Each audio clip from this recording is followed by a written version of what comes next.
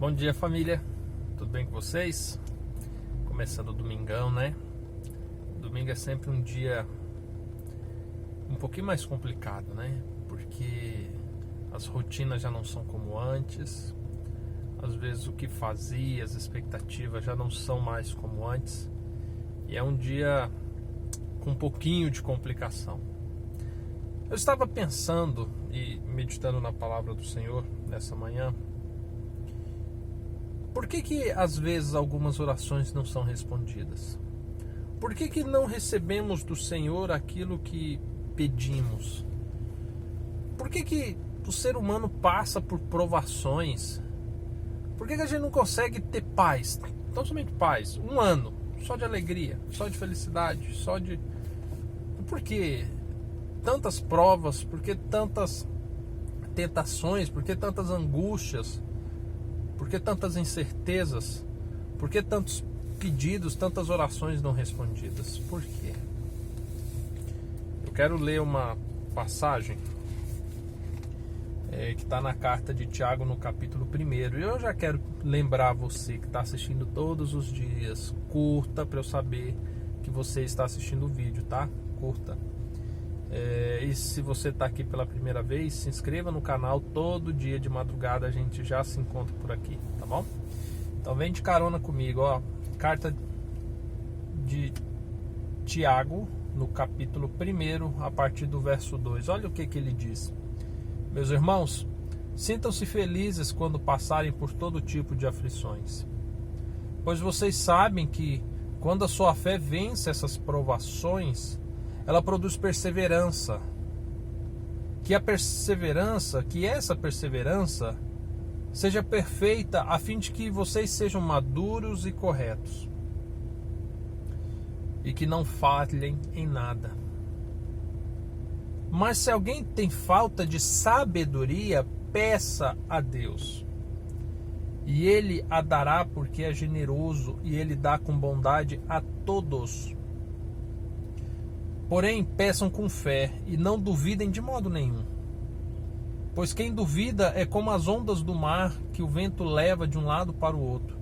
Quem é assim não pense que vai receber alguma coisa do Senhor, pois não tem firmeza e nunca sabe o que deve fazer.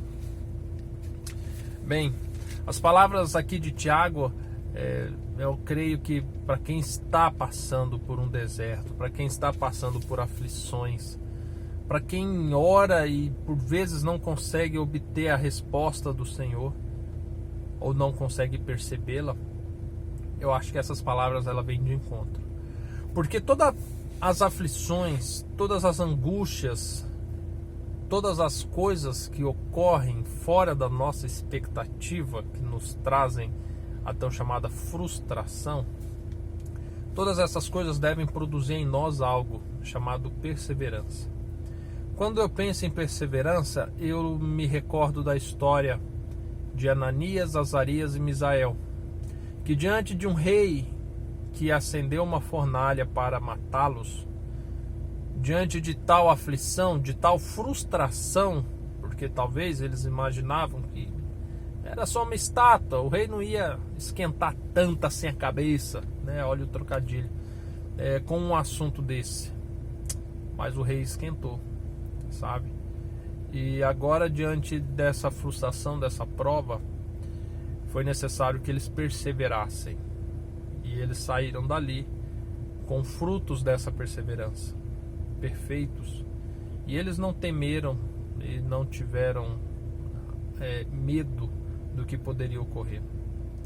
Quando eu penso em perseverança, eu imagino também Daniel jogado entre leões, imaginando que ele tão somente olhar para um futuro, para uma eternidade, para um Deus que é soberano sobre todas as coisas, seria o suficiente para que ele superasse aqueles leões.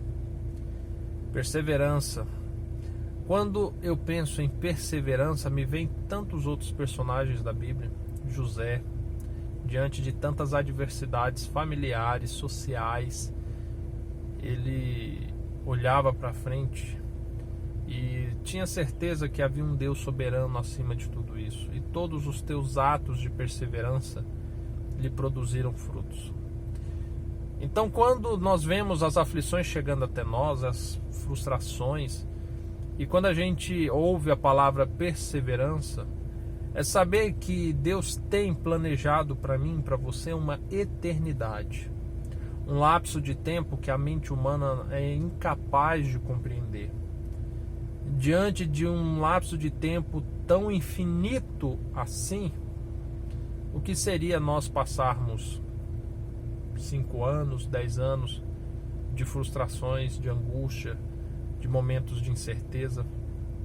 Se nós fracassarmos nisso, 5 anos, 10 anos é muita coisa e vai comprometer muito mais. Mas se nós formos perseverantes, se nós entendermos que nós estamos sim no mundo de pecado e que esse pecado ele judia, ele machuca, ele estraga, ele mata, e que diante disso nós temos que aceitar o fato de que pessoas tomam decisões erradas, atitudes erradas, e que nós não podemos condenar, nós não podemos julgar, nós temos que aceitar, nós temos que nos achegar a Deus e clamar a Ele o teu perdão, a tua misericórdia e perseverar, seguir nesse caminho nos qual foi proposto. Quando eu ouço a palavra perseverança, eu imagino que mesmo em dias ruins, em dias em que o pecado é mais forte que nós, que a raiva é mais forte que nós, que a intolerância é mais forte que nós, que o nosso orgulho é mais forte que nós precisamos erguer nossas frontes ao céu, clamar perdão a Deus e continuar. Certo que no dia seguinte a misericórdia dele vai se renovar e nós vamos ter forças. Cada dia que nós erramos deve servir para nós como experiência, para que a gente não erre no dia seguinte.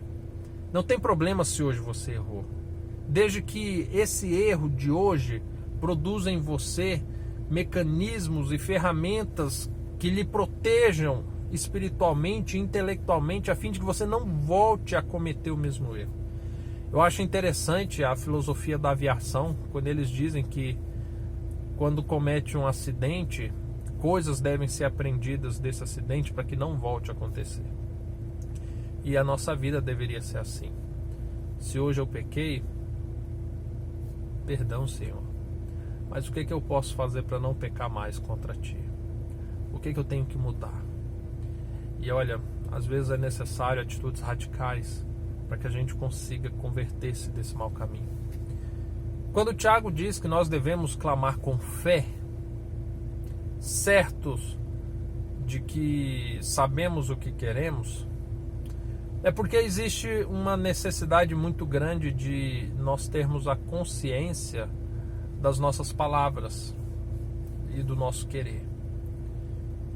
Eu creio que Deus, ele de fato nos responde muitas das vezes, nos dando até aquilo que não é bom. Até aquilo que não é bom. Tão somente porque insistimos a Ele. Tão somente porque por um momento somos convictos daquilo que queremos.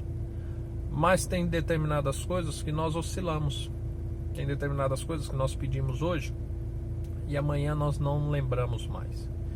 Tem dias que nós clamamos ao Senhor: restaura o meu casamento, Pai.